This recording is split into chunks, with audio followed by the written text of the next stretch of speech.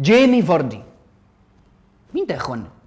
طلع امتى ده؟ احنا عمرنا ما سمعنا عنه. جيمي فاردي بدأ حياته كلعيب وهو عنده 16 سنة في نادي اسمه شيفيلد وينزداي. بس بعد شهرين قالوا له انت بص انت جسمك قليل وفايف كده، ما تاكلش في كرة، امشي امشي امشي من هنا. جيمي فاردي قال لك انا احبطت جدا وقلت ادور على شغلانه ثانيه، وفعلا راح اشتغل عامل في المناجم.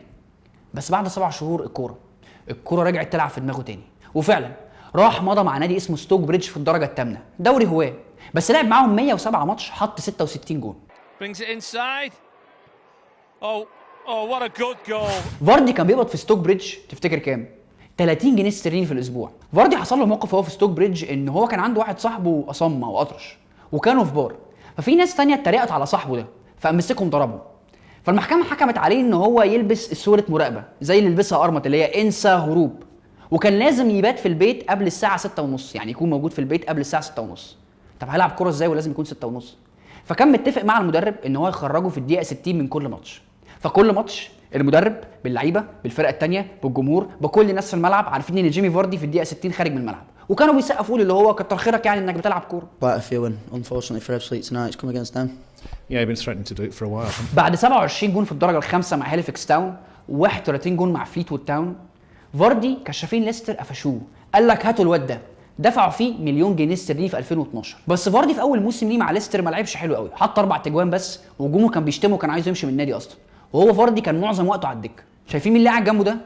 ده هاري كين، كان ساعتها مقضيها اعارات من توتنهام لنورويتش وليستر وفرق في الشامبيونشيب. المهم فاردي الموسم اللي بعديه حط 16 جون وعرف يطلع بليستر للبريمير ليج وخد احسن لاعب في الموسم.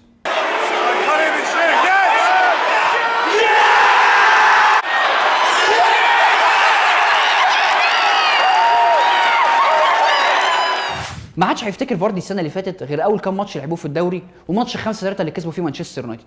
انما فاردي السنه دي عمل حاجه، انه ينافس هاري كين واجويرو على لقب هداف الدوري، واهم من كده انه يكسر رقم رود فان نيستلروي انه يحط 11 جون في 11 ماتش ورا بعض، ويحط الجون ال11 قدام مين؟ قدام مانشستر يونايتد فرقه رود فان نيستلروي.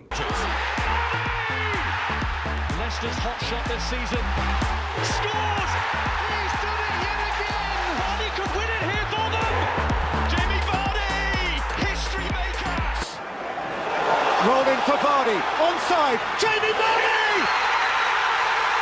History! وبس انا عايز اقول حاجه، ان في جون من ال11 دول الجون العاشر بتاع نيوكاسل، الجون ده اوفسايد، الجون ده اوفسايد وما كانش المفروض يتحسب، بس يلا بقى الحكم عداها عشان مستوى فاردي في البريمير ليج خلى هودسون يقول لك ايه ده؟ الواد ده لازم يبقى معايا في اليورو، وفعلا خده. وفاردي حط اول جون ليه مع انجلترا في مين؟ في مانويل نوير في المانيا بطله العالم في الاولمبيا شتيديون الملعب الاولمبي. With a speedy burst and that's terrific from Vardy. Oh, what a goal by Jamie Vardy. فاردي ما كانش حد يعرفه اصلا، بس فاردي حبه للكوره وانه يقاوح يقاوح يقاوح في الحاجه اللي بيحبها خلاه يكسر رقم رود فان نيستلروي انه يخش المنتخب بنسبه 90%، راح مع انجلترا اليورو، وخلى اهم من كده الناس ترجع وتبص على قصه الراجل ده وتدور في الورق القديم هو الراجل ده كان فين. فاردي بعد المر اللي شافه في اول حياته اتفق مع صحابه ومع كشافين ان هم يفتحوا زي اكاديميه صغيره كده سكاوتنج، ان هم يروحوا يشوفوا اللعيبه في دوري الهواه الدرجه الثامنه والدرجه السابعه، ويشوفوا المواهب اللي زي جيمي فاردي اللي هي ليت بلومر، يعني اللعيب مش بيظهر بمستوى كويس قوي غير لما يعدي 27 28 سنه. مؤلف تريلجي جول ادريان بوتشرد بيكتب دلوقتي سكريبت عن قصه حياه جيمي فاردي، واكيد بتسمعوا على الفيسبوك الكلام انه قصه جيمي فاردي هتنزل السينما السنه الجايه. مفيش الكلام ده، هو الفيلم لسه بيتكتب. مترشح انه يعمل دور جيمي فاردي المغني بتاع وان دايركشن، بس انا مش عارف اسمه من بعض، بس هو واحد كده اسمه لوي تومن، واحد كده لوي اللي فيهم. ومترشح لدور رانييري روبرت دينيرو، ومترشح لدور نايجل بيرسي مدربه القديم اللي اشتراه اصلا هو فيني جونز اللي عمل فيلم مين ماشين وعمل فيلم سناتش لو ليك في الافلام. يعني اديك عرفت قصه جيمي فاردي، واديك عرفت ازاي واحد بيلعب في دوري هواه كده تقريبا كان بيلعب في الشارع، يعني دلوقتي هو هداف البريمير ليج ومهاجم انجلترا الثاني بعد هاري كين يعني. فبس كده اديك عرفت المعلومتين، وعلم على جيمي فاردي علامه الصح. فاضل مين تاني ما تعرفوش؟ قول لنا في الكومنتس، هنحب تعرف عن مين تاني، واحنا هنعمل فيديو زي ده بالظبط وهنفهمك كل الليل. باي باي.